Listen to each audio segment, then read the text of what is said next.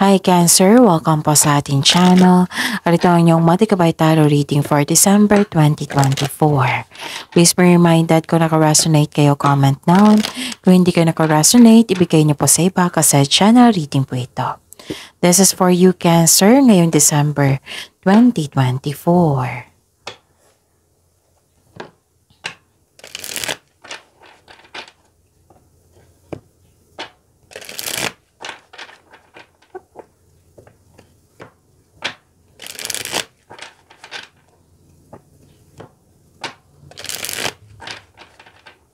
Para po ito sa inyo, Cancer, ngayong December 2024. Maraming salamat po sa inyong patuloy na suporta at maraming salamat din po sa mga hindi nag-skip ng ads. Gamitin ang reading na ito bilang gabay lamang sa mga hindi pa nag-subscribe. Subscribe na po kayo at click bell notification para malaman nyo na may bago tayong video. Para sa mga gustong magpa-reading po, may lumabas dyan sa screen nyo ngayon. Panoorin nyo po at sundin ang instruction. Calling the attention sa mga suki ko dito na Cancer, open na po ang inyong Matikabay Tarot reading for December 2024. May 6 months from now reading tayo at love life reading po. So message me Cancer for schedule. Maraming salamat po. Spirits Guide, mga ganap po para kay Cancer ngayong December 2024. I need 3 cards po.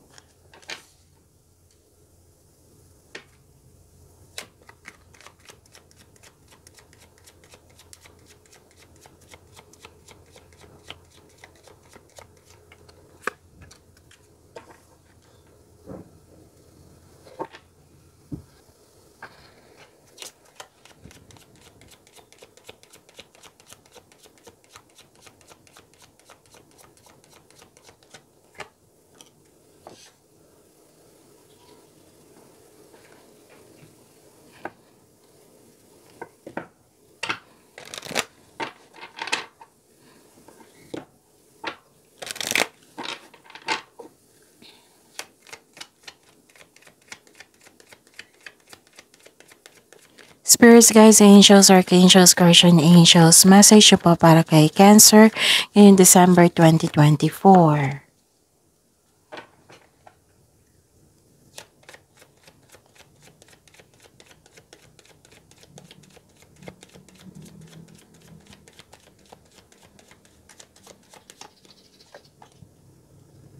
Okay. Cancer, ngayong December 2024, may nakita kong prosperity. Wow, ang ganda. Prosperity. Nakita ko rin dito na may nag-uusap na grupo ng tao na maaring family mo po ito kasi nag-uusap po regarding sa property. Nakita ko rin dito nag-uusap regarding sa domestic matters. And some of you gustong magbakasyon sa bahay na kasi you felt relaxed, calm, security pag nasa bahay kayo. Pwede din nagbakasyon na kayo sa inyong bahay, nag-staycation kayo. Tapos, some of you na home base yung trabaho. At nakita ko rin dito na yung humingi ka ng advice or may kausap ka dito na isang tao. Pwedeng mentor mo ito, advisor, wiser, elders, amo, yung mga marami ng experience sa buhay. Nag-uusap kayo regarding sa business, big business. Nag-uusap kayo regarding sa inyong career and finances. Okay? Tapos, may nakita kong mother figure din dito. Maaring kausap mo rin siya. Nakita ko dito na nang dahil sa connection po, nagkaroon po ng authority, bumalik yung confidence mo, you're taking an action with courage, and protection. May protection dito eh. Authority, power, and protection. Nakita ko rin dito, love is blooming. Love is blooming, affection, attraction, romance, na mas love mo yung, yung may improvements sa inyong sarili. You're taking care of yourself. You love yourself more. Ganon. So, healthy lifestyle. Sabi po ni Archangel Raphael, eat a healthful diet, get adequate sleep, and exercise regularly for optimal health. Okay? So, and comfort. Sabi po ni Archangel Azrael dito, I am with you in your time of need, helping your heart to heal. Dalawang card nagsabi dito, you're taking care of your health, and nagkaroon po ng hope and healing. Kung nakaramdam kayo ng discomfort, nawalan kayo ng pag-asa, or nakaramdam kayo ng lungkot, call Archangel Azrael. So, i-call nyo din si Archangel Azrael kasi siya yung magbibigay sa inyo ng comfort. Helping your heart to heal. Okay? Spirits guide, ano po yung energy ni Cancer ngayong December 2024?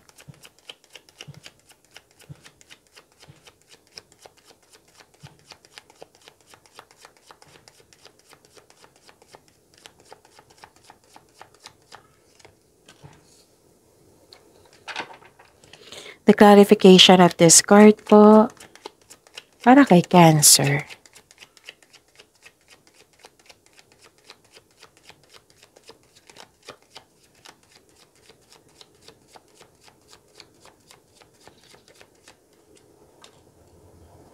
Okay, remember Cancer, at the end of the day, alam mo na ikaw lang taong may kakayahan at responsable na gumawa ng sarili mong katotohanan at kinabukasan. So ano yung energy mo ngayon, Cancer? Ang ganda.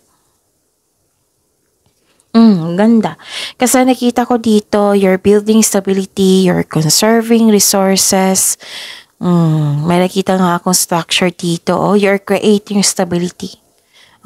Posibleng may regalo, alok o pamanang parating. Nakita ko yung hard work mo dito at yung pagkakaroon ng disiplina sa kaperahan. Vinavalue mo ang pera at hindi ka madamot at the same time. Financial stability, nakikita ko dito. And may sabi ang card niyo po dito, yung pagkakaroon nyo ng disiplina sa inyong kaperahan. Yung pagtitipid, pag-iingat sa naipon, this will lead you to have a financial abundance and personal growth. Yayaman kayo dyan sa pagkakaroon ng disiplina. And may sabi din, may reminder ang card niyo dito na bigyan niyo po ng panahon ng iyong sarili, kumbaga pamper yourself, kasi deserve mo ito. Kasi naging hard worker ka. So yun, pamper yourself. Okay? Pamper yourself. Like for example, sira na yung sa kakatrabaho mo sira yung sapatos mo, need ng palitan. Pero sabi mo, pwede pa to. Deserve mo naman na magkaroon ng bagong sapatos. Ganun. Example yan So yun. Conservative kayo sa money at investment, gusto mong magkaroon ng financial security, kaya mas focus kayo ngayon sa trabaho, sa kaperahan. You're saving money for your future, or you're saving money for specific goal. Kaya sobrang ingat mo sa kaperahan, and this card serves as a reminder na be generous since giving to others brings more prosperity into your own life. Ilan nga sa inyo dito gustong mag-abroad at ang ilan sa inyo nasa abroad na. Okay? Yun. Gusto nyong maging ready maging ready, naging satisfied ka na na magkaroon ng financial stability at magkaroon ng properties. Yung nire-ready nyo yung sarili nyo, nagkaroon ng sense of stability. Yan. Ano pa?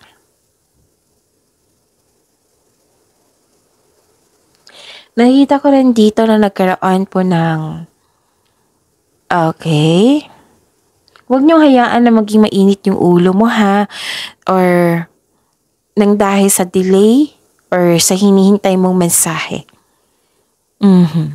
So, huwag niyong hayaan. Okay? Huwag niyong hayaan mainip kayo or mainit ang ulo. Oo.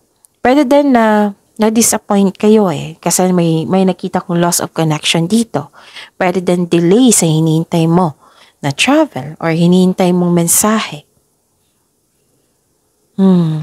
So, kung delay ito sa paggawa ng desisyon, plano, siguraduhin magkaroon ng konkretong plano. para makagawa kayo ng best choices, best decision. Kung may hinihintay kong mensahe, hintayin. Baka tinitest lang yung patience nyo. Huwag kayong mag-attract ng negativity. Huwag kayong mag-create ng negativity. Kasi minsan, kahit hindi natin sinasadya, yun may mga nangyari na hindi natin magustuhan. Kahit hindi natin sinasadya, mag-create tayo niyan So, you have to process this. Siguraduhin na ma-refresh yung energy mo. Na magkaroon ng magandang flow of energy. Parang mahatak mo yung pumasok yung tuloy-tuloy yung blessing sa para sa inyo. Okay? Kahit salita lang yan. Yung makapagsalita tayo na like parang kini-curse yung sarili natin. No, wag niyong gagawin yan kasi nakakasama yan sa inyo. Okay? Hindi ito ang sign na mag-give up ka. Tapos, may loss of connection dito. Pwedeng concern mo rin. Mag-ingat po daw kayo sa isang taong manloloko. Kasi may masama siyang plano Kung gusto nyo malaman kung sino ito, mag-ask kayo sa inyong intuition. Kung hindi nyo alam kung paano mag-connect sa inyong intuition, i-search nyo po sa Google kasi maraming paraan yan. Sa intuition pala, siya yung magsasabi kung sino itong maluloko, kung sino itong taong hindi totoo sa inyo, kung may nangyari na kailangan mong malaman, siya yung magtuturo din sa right path patungo sa success. Okay? Mag-ingat kayo sa taong maluloko. Kasi may misunderstanding dito, delay, may manloloko. Focus kayo sa binigay na blessing sa inyo, okay? Ang ganda. Spirits guide, possible blessings po para kay Cancer ngayong December 2024.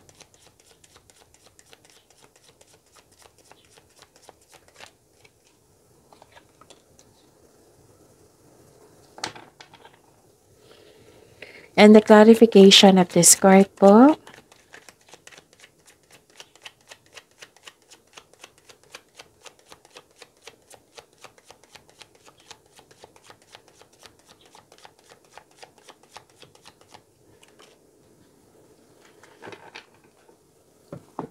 So, ano yung possible blessings para kay Cancer?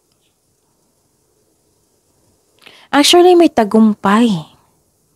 May tagumpay, may celebration. Yes. Celebration, special event. Stability, structure. May gantimpala kang matatanggap. Maaring mana ito, promotion or recognition. Ilan sa inyo na nagpasya na magbakasyon or nagbakasyon na kayo ngayon? Posibleng out of town, pwedeng sa bahay din kasi may lumabas dito na bahay. So this is a clarification of your oracle to tarot card here. May ganap na celebration, pwedeng kasal, monthsary, anniversary, or pagtatapos, pagkokompleto ng proyekto. Pero some of you nagkaroon ng pwede din hindi kayo maka-attend kasi it might be busy kayo. Pero kung busy kayo or pagod kayo, bigyan nyo ng time. Kasi ang sabi ng card nyo po dito, celebrate yourself in some small way to increase the flow of positive opportunities into your life. You deserve to celebrate your success. Sabi ng card nyo po dito.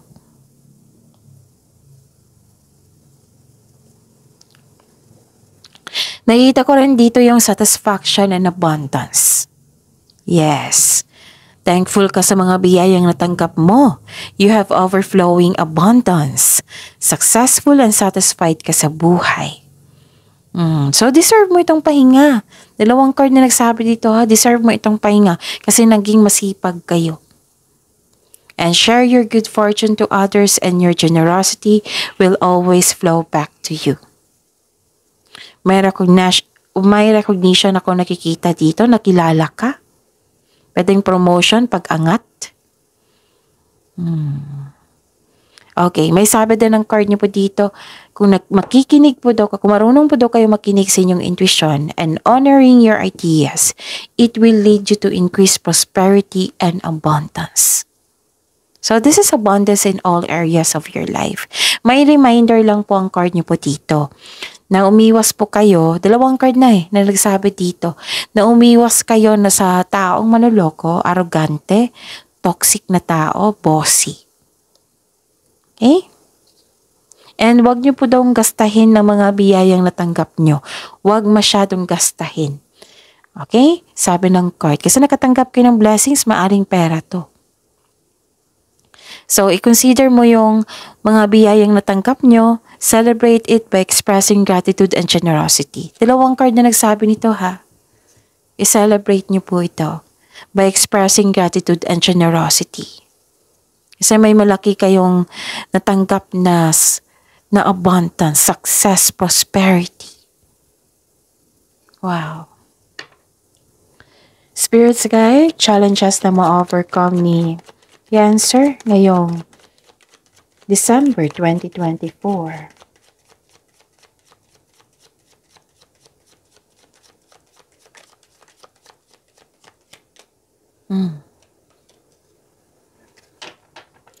And the clarification of this card po.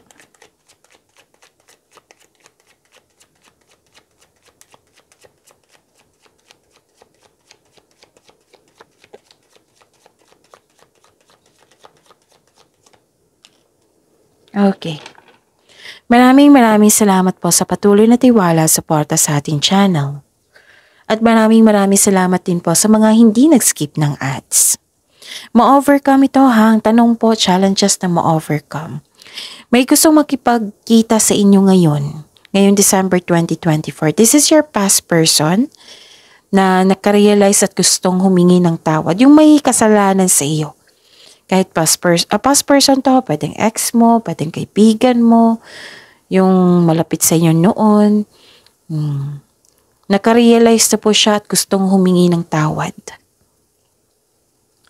May nakita rin ako dito hindi ka kontento sa kinikita mo, posisyon mo, pero may nakita naman akong pag-angat mo dito, posisyon mo. Don't worry, ma-overcome mo yan. There is something better for you. Kaya itong disappointment na ito is temporary lamang. Mag-move forward po kayo. Mag-move forward o umiwas sa mga taong toxic or toxic place. Huwag mong hayaan na ma-disappoint lang kayo.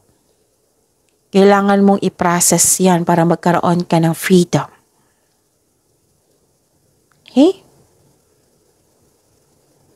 Yun. Okay. Gumawa kayo ng aksyon. Para sa ikakaunlad ng goals at ambisyon mo sa buhay. Okay? So, ayun na pa. Nakikita ko rin dito na yun, dalawang card na po nagsabi dito na gusto nyo makipagkita talaga. Yung taong nanloko sa inyo before, dalawang card na nagsabi dito, ang taong nanloko sa inyo before, nagbabago na-enlighten na po daw siya, na-realize na po daw niya. Guilty po siya. Gusto nyo makipagkita, pwedeng ang kulit nito. Pwedeng ang kulit niya. Kasi nanloko to sa inyo before Deception, nakikita ko sa kanya. Pwedeng na-backstab ka nito before or may tinatago siya na na-found out mo na plastic pala siya sa iyo. Na hindi siya tapat sa iyo. Pwede din na marami kayong gawain o responsibilidad na may araw na hindi mo kayang mag-isa or akuhin lahat yung mga ginagawa. Ask for help. Hindi po masamang mag-ask ng help. And time management. Okay? So, yun. Gusto niyang humingi ng sorry, pero nasa iyo na po yan. Okay? Okay. So, pag-imanin niyo yung blessings sa binigay sa inyo dito ha. Ang ganda-ganda. Success. Wow. Prosperity. Abundance. So pagyamanin niyo po, Cancer, see you tomorrow. Please like, subscribe, and click the button for notification para updated po kayo sa daily tarot reading natin. Maraming salamat po.